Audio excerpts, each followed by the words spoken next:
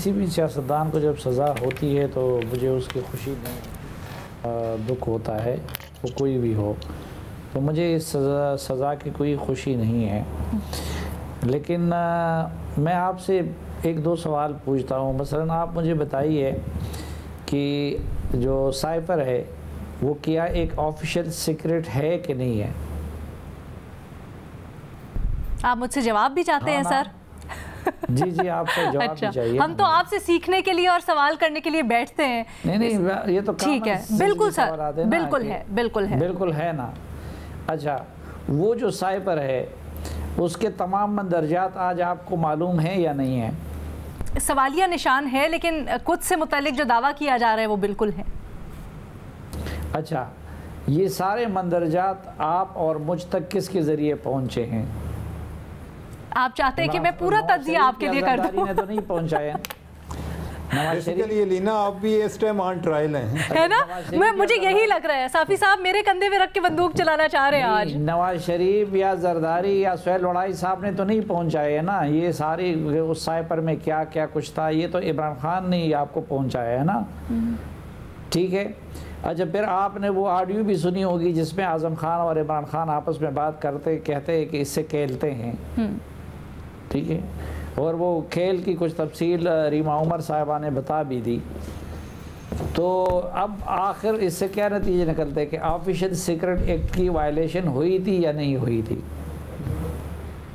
اور اگر ہوئی تھی تو پھر کیا آفیشیل سیکرٹ ایکٹ کی کوئی سزا ہے یا نہیں ہے؟ اس پہ بات ہو سکتی ہے کہ سزا کم ہونی چاہیے تھی، زیادہ ہونی چاہیے تھی، لیکن میرے خیال میں کامن سینس یہ کہتا ہے کہ آفیشیل سیکرٹ ایکٹ کی خلاف ورزی ہوئی تھی، اس سائپر کے ساتھ کھیلا گیا، اس کو سیاسی مقاصد کے لیے استعمال کیا گیا، اس سے اپنے مخالف اس کو بنیاد بنا کے اسمبلی میں فواد چودھری نے جو قرارداد پیش کی تھی تو اس میں تمام اپوزیشن والوں کو جو عدم اعتماد کو سپورٹ کر رہے تھے ان کو آرٹیکل 5 کے تحت غدار قرار دلوانے کی کوشش کی گئی تھی عمران خان صاحب کی طرف سے۔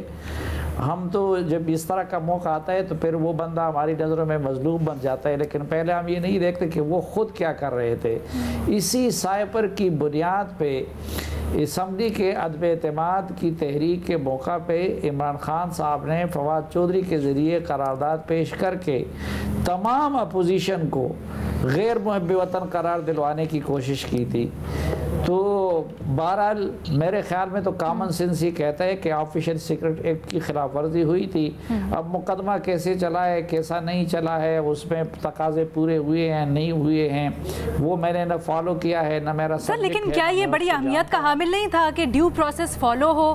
کیونکہ پاناما کے وقت بھی ہم یہی مدعا اٹھاتے تھے کہ پروسیس فالو نہیں ہوا، بہت سے قانونی سکم ہے فیصلے کے اندر، اسی وجہ سے سزا غلط ہے۔ سوالات آج بھی ہمارے دلوں میں بہت سارے ہیں ایون فیلڈ اپارٹمنٹ سے متعلق، لیکن وہ ڈیسائیڈنگ فیکٹر تھا سر یہاں پر بھی۔ پاناما کا کیس، پاناما کی خبر جس بندے نے دی تھی وہ یہ ہمارے ساتھ بیٹھے ہوئے ہیں، اور اس میں اور بھی سینکڑوں لوگوں کے نام تھے۔ اس میں یہ نہیں تھا کہ 2-3 بندوں کا کام تھا، لیکن ان میں سے نواز شریف کے علاوہ کسی اور کے خلاف مقدمہ نہیں چلایا گیا۔ یہ معاملہ جن افراد تک محدود تھا اس میں ایک وادماب گواہ بن گیا، اور باقی لوگوں نے ایک دو اور انہوں نے ان کے خلاف گواہیاں دی، اور 2 اس میں براہ راست ذمہ دار قرار دلوا دیے گئے۔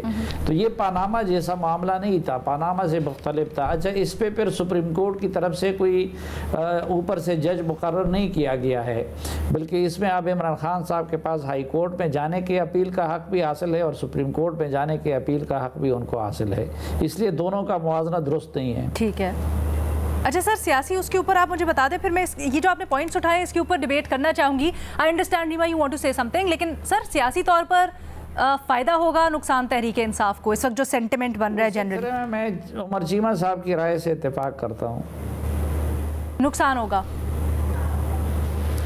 جی ظاہری بات ہے کہ مورال ڈاؤن ہو جاتا ہے ان کے فالوورز اور ووٹر کا۔ ٹھیک ہے، ایک چھوٹی سی جی سر سوری، کہ بھئی جلدی اس نے واپس نہیں آنا ہے سیاست میں۔